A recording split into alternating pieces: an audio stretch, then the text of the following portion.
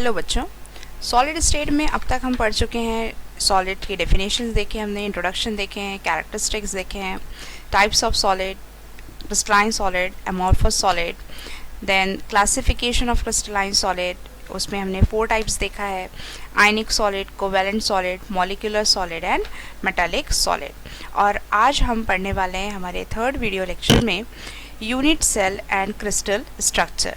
तो देखते हैं ये क्रिस्टल कैसे फॉर्म होते हैं। Unit cell and crystal lattices.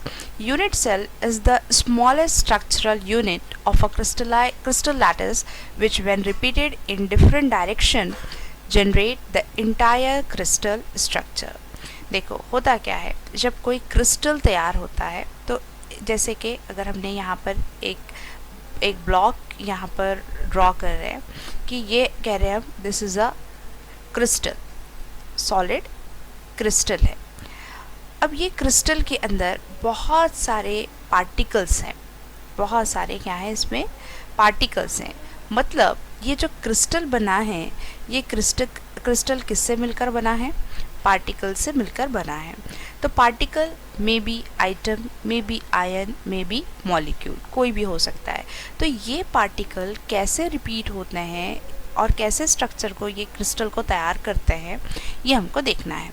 तो इस क्रिस्टल में जो एक यूनिट, एक छोटा सा यूनिट जो बार बार रिपीट होता है इस क्रिस्टल के अंदर और पूरा एक क्रिस्टल लैटिस को तैयार कर लेता है।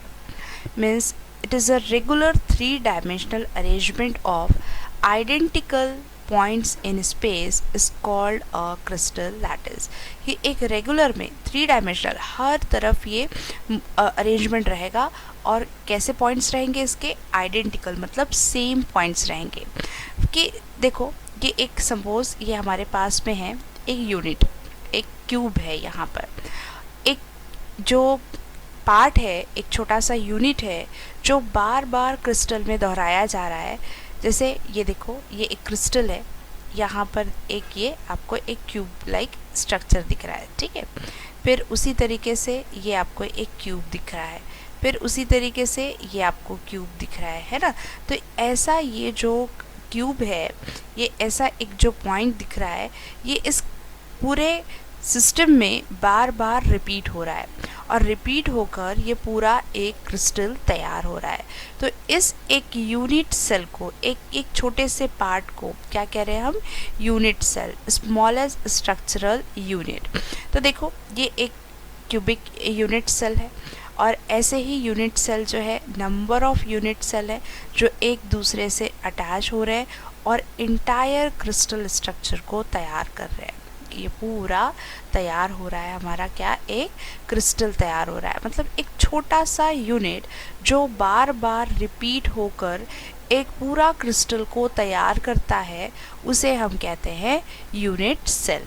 तो यूनिट सेल के टाइप्स हैं, types of unit cell. There are 4 types of unit cell. Primitive simple unit cell, मतलब ऐसा यूनिट सेल एक क्यूब है और इस क्यूब के कॉर्नर्स हैं, देयर आर 8 कॉर्नर्स और 8 कॉर्नर्स पर 8 जो पार्टिकल्स है वो अरेंज है इस तरीके से। तो इसे कहते हैं हम सिंपल और प्रिमिटिव यूनिट सेल। सेकंड दिख रहा है यहाँ पर आपको, इसे कहते हैं हम body centred cubic unit cell, body centred unit cell. तो बॉडी सेंटर्ड यूनिट सेल में कि 8 कॉर्नर्स पर 8 पार्टिकल्स प्रेजेंट है और इसके बॉडी में मतलब एक सेंटर पर एक पार्टिकल प्रेजेंट है, तो इसे कहते हैं हम बॉडी सेंटर्ड यूनिट सेल। ये हो गया second type of unit cell. Third type का यूनिट सेल है face centred cubic, face centred unit cell. तो फेस सेंटर्ड में मतलब ये जो इसके 8 कॉर्नर्स हैं, 8 कॉर्नर्स पे 8 पार्टिकल्स प्रेजेंट है और इसके फेसेस होते हैं। मतलब ये हो गया इसका एक फेस, ये हो गया 1 फेस, यहाँ पर इसका है ये एक सेकेंड फेस, ये यहाँ पर एक फेस है ये थर्ड, यहाँ पर ये फेस है ये फोर्थ, और ये एक सामने का फेस है और एक ये पीछे का फेस है। तो देयर आर 6 फेसेस, 1 2 3 4 5 एंड 6। तो ये 6 फेसेस पे 6 पार्टिकल्स प्रेजेंट होते हैं, तो उसे कहते हैं face centred unit cell. Next type है end centered unit cell. End center unit cell मतलब कि इसके जो 8 कॉर्नर्स हैं, तो 8 कॉर्नर्स पे 8 पार्टिकल्स प्रेजेंट है, और इसके एंड पर, इनके सिरे पे, मतलब ये एक ऊपर का एक एंड हो गया और इसका एक ये नीचे का एंड हो गया, तो एंड में जो पार्टिकल्स प्रेजेंट है, तो इससे मिलकर जो स्ट्रक्चर तैयार हुआ है इसे हम कह रहे हैं एंड सेंटर्ड यूनिट सेल। अब हमको कैलकुलेट करना है crystal system. There are 7 crystal system: cubic, tetragonal, orthorhombic, monoclinic, triclinic, hexagonal and rhombohedral. ये 7 क्रिस्टल सिस्टम है, और 7 क्रिस्टल सिस्टम ये बेस्ड है on the basis of angles and on the basis of edge length. ये 2 factors पर depend करते हैं कि जो क्रिस्टल होता है, जो हम यूनिट सेल कहते हैं, जिसे हम पहले यूनिट सेल से मिलकर बनता है क्रिस्टल, तो ये यूनिट सेल के जो एज लेंथ है, जैसे कि अगर हम सपोज कर लेते हैं this is A B and C, इनके बीच के जो एंगल है अल्फ़ा, बीटा एंड गैमा, तो ये दो फैक्टर है, एंगल्स है, एंगल से हमारे पास alpha, beta, gamma, and edge length है ए बी सी। तो इनके बेसिस पर ये जो 7 क्रिस्टल सिस्टम है इसको क्लासिफाई किया गया है। ठीक है, अब इनके भी और टाइप्स होते हैं, जैसे क्यूबिक का है primitive, body centred, face centred. Tetragonal के 2 टाइप है, प्रिमिटिव और बॉडी सेंटर्ड। और ऑर्थोरोम्बिक के 4 टाइप है, मतलब simple, body centred, face centred and and centre. Monoclinic के 2 टाइप्स है, primitive and and centre. Triclinic का ओनली 1 टाइप है, प्रिमिटिव। हेक्सागोनल का भी 1 टाइप है एंड रोम्बोहेड्रल का भी 1 टाइप है। तो टोटल ऐसे कितने सिस्टम हैं देखें, 3, ये हो गया 2 4 2 1 1 1, है ना। तो ये टोटल जो हमारे पास में क्रिस्टल सिस्टम है वो है 14, मतलब 14 टाइप के ये क्रिस्टल सिस्टम्स है on the basis of angle and on the basis of edge length. तो इसको हमने 7 सिस्टम में उसको एक ग्रुप बना दिया है ना। अब इन स्ट्रक्चर को हम कहते हैं ब्रेवियस लैटिसेस, क्योंकि जो जिन साइंटिस्ट ने मैथमेटिकली इसको अरेंज किया था एंगल और एज लेंथ की बेसिस पर, तो वो साइंटिस्ट थे ब्रेवियस, और उन्होंने अपने क्रिस्टल स्ट्रक्चर्स को नेम दिया Bravais lattices. The 7 type of unit cell and their possible variation are centered unit cell give rise to 14 3-dimensional lattices। 14 types के लैटिसेस दिए हैं और उसी को कहा है ब्रेवियस लैटिसेस। अब आपके सिलेबस में जो आपको 12th में जो स्टेट बोर्ड में आपको पढ़ना है वो सिर्फ एक ही टाइप का क्रिस्टल सिस्टम पढ़ना है, दैट इज़ क्यूबिक। और क्यूबिक के 3 टाइप्स है। क्यूबिक के 3 टाइप्स कौन कौन से हैं? Primitive, body centered and face centred.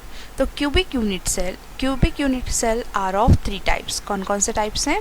Primitive मतलब simple cubic unit cell, body centred cubic unit cell and face centred cubic unit cell, जिनमें जो एज लेंथ है वो इक्वल होती है A B C equal, and alpha beta gamma जो angles हैं वो 90 डिग्री के होते हैं।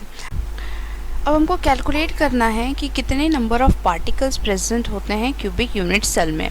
तो क्यूबिक यूनिट सेल के जो 3 टाइप्स है, हर एक टाइप में हम नंबर ऑफ पार्टिकल्स को कैलकुलेट करेंगे। सबसे पहला टाइप है सिंपल क्यूबिक यूनिट सेल या प्रिमिटिव क्यूबिक यूनिट सेल भी कहते हैं हम उसको। तो सिंपल यूनिट क्यूबिक सेल को हम शॉर्ट में कहते हैं SCC, simple cubic unit cell. तो सिंपल क्यूबिक यूनिट सेल ऐसा है जिसमें 8 कॉर्नर्स हैं और 8 कॉर्नर्स पे 8 पार्टिकल्स प्रेजेंट है। इस तरीके से ये 5 6 7 एंड 8 कॉर्नर्स है और 8 पार्टिकल्स प्रेजेंट है। ठीक है, तो ये है सिंपल क्यूबिक यूनिट सेल कि जिसमें जो लैटिस पॉइंट्स हैं वो कितने हैं? टोटल 8 है। और इसमें number of items per unit cell, अब पूरे यूनिट सेल में कितने आइटम्स प्रेजेंट है। अब आप बोलेंगे यहाँ पर 8 है, पॉइंट है तो 8 पार्टिकल्स होंगे या 8 आइटम्स है, नहीं, यहाँ पर सिर्फ एक ही आइटम प्रेजेंट है। अब वो कैसे कैलकुलेशन करना है हमको, इसको देखो, ये है 3 डायमेंशनल स्ट्रक्चर। अब 3 डायमेंशनल स्ट्रक्चर है ये SCC का, सिंपल क्यूबिक यूनिट सेल का, कि ये जो यूनिट सेल में जो पार्टिकल्स हैं, अब आपको पता है कि पार्टिकल का जो शेप है वो स्फेरिकल है, तो ऐसे स्फेरिकल शेप में ये एक दूसरे से अटैच है। तो ये हो गया, देखो ये 4 पार्टिकल्स हो गए, और इसी के मतलब पीछे में ऐसे 4 पार्टिकल्स है, मतलब 4 पार्टिकल्स रखे हैं और उसी के ऊपर में ये 4 पार्टिकल्स रखे हैं, ये ऐसा स्ट्रक्चर है, ठीक है। अब ये एक दूसरे से कितना कंट्रीब्यूट करते हैं पूरे क्रिस्टल स्ट्रक्चर में, ये तो हो गया एक यूनिट सेल। ऐसे ही पूरे 3 डायमेंशनल अटैच है, तो ये फिर एक ये जो पार्टिकल है ये कितने पार्टिकल से कंट्रीब्यूट करता है। तो देखो क्या होता है कि अगर हम सपोज एग्जाम्पल लेते हैं कि एक हमारे पास में बॉल है, बॉल का एग्जाम्पल लेते हैं हम कि 2 बॉल्स रखे हैं और इन 2 बॉल का कंट्रीब्यूशन देखें, तो यहाँ पर सिर्फ ये इतना ही पोर्शन को ये एक दूसरे से टच करके रखा है। हम ये नहीं कहेंगे कि ये पूरा का पूरा पोर्शन ये इस बॉल से कंट्रीब्यूट कर रहा है, टच कर रहा है, सिर्फ इतना छोटा सा पार्ट ही ये एक दूसरे से कंट्रीब्यूट हो रहा है। तो ये इतना पार्ट जो है ये सिर्फ 1/8 पोर्शन ही कंट्रीब्यूट कर रहा है। मतलब ये देखो, ये पूरा सर्कल है और इस सर्कल का 8वां हिस्सा, ये हो गया 4, ये हो गया 6 और ये हो गया 8, ये पूरे सर्कल का ये जो हिस्सा है ये इतना हिस्सा ही दूसरे स्फेरिकल से दूसरे पार्टिकल को टच करता है। तो कितना पोर्शन हो रहा है इसका, 1/8 पोर्शन ही कंट्रीब्यूट कर रहा है। ये बाकी के जो पार्ट्स है, ये बाकी के पार्ट्स उसको अटैच नहीं कर रहे हैं।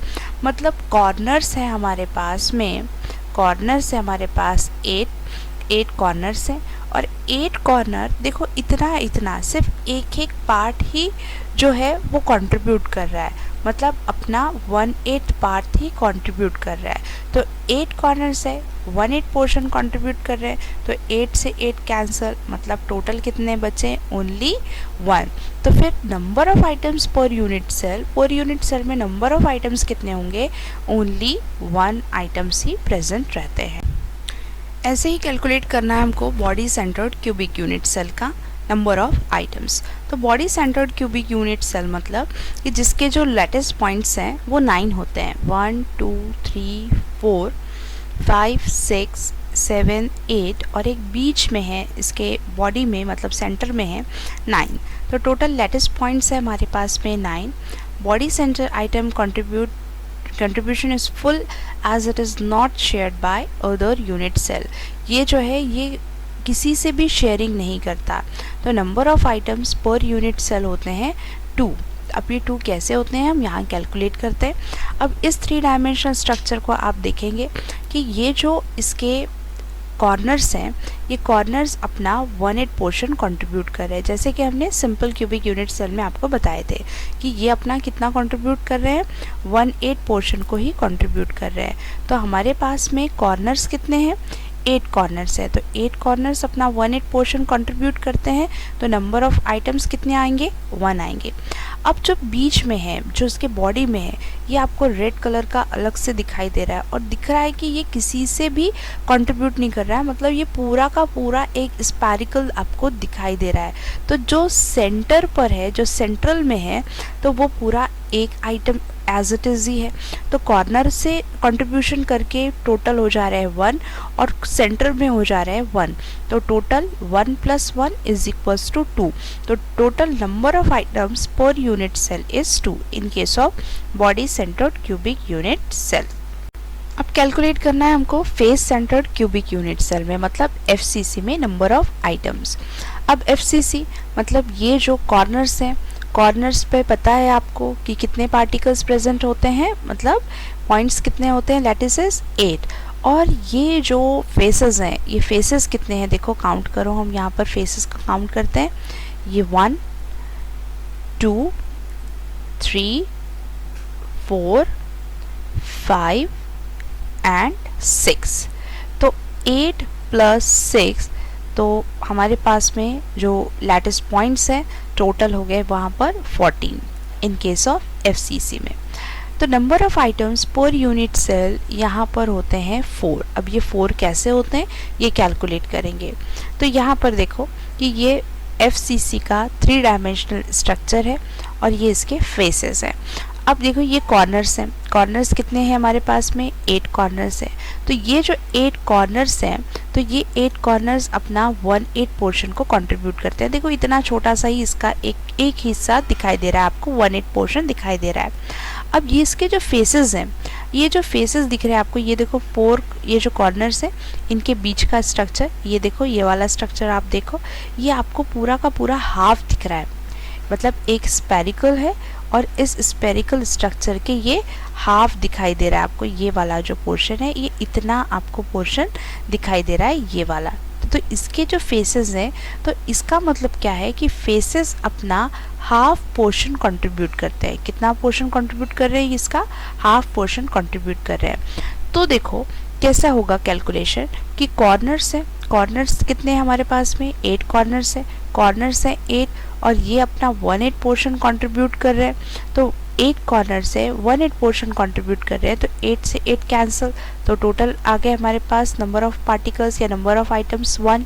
अब फेसेस हैं, तो फेसेस कितने हैं, 6 फेसेस हैं। यहाँ हमने कैलकुलेट किया 6 फेसेस है, ये 1 2 3 4 5 एंड 6। तो 6 फेसेस हैं और 6 फेसेस अपना हाफ पोर्शन को कंट्रीब्यूट कर रहे हैं, जैसे इस स्ट्रक्चर के अकॉर्डिंग हमने देखा कि हाफ पोर्शन को कंट्रीब्यूट कर रहे हैं। तो 6 फेसेस हाफ पोर्शन कंट्रीब्यूट करेंगे, तो 2 3 ज़ा 6, तो टोटल हो गए यहाँ पर 3।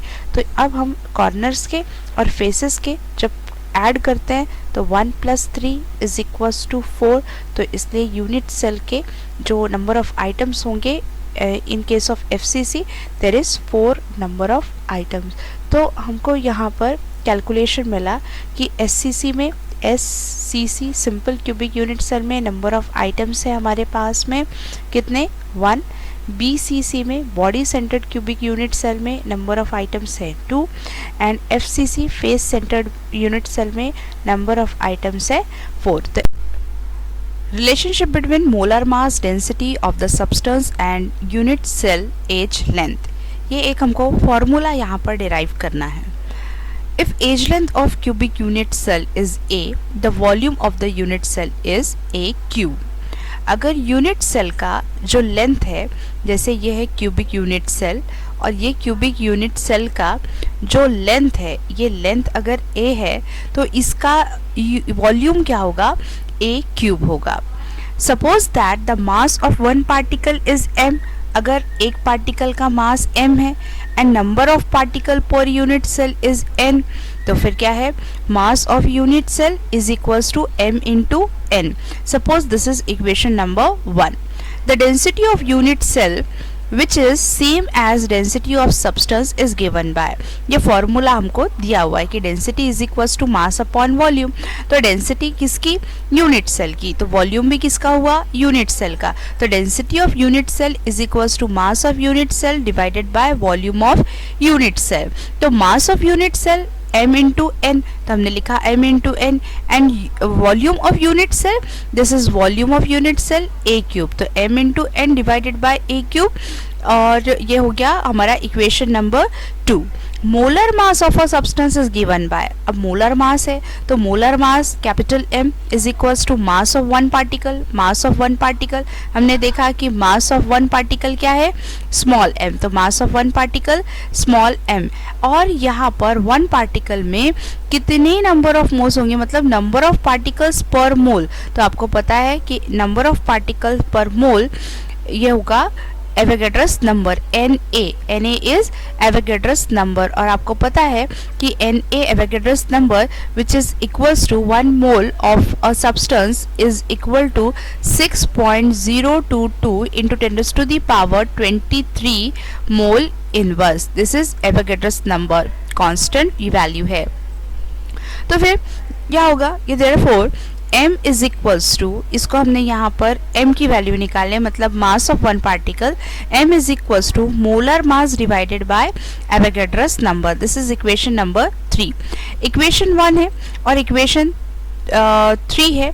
इक्वेशन 1 एंड इक्वेशन 3 को हम क्या कर रहे हैं, कंबाइन कर रहे हैं. तो अब यहाँ पर देखो क्या हुआ कि m into n divided by a cube, यहाँ पर ये है एक इक्वेशन, ये हो गई हमारे पास में ये सेकेंड इक्वेशन, ये होगी हमारे पास में ये थर्ड इक्वेशन.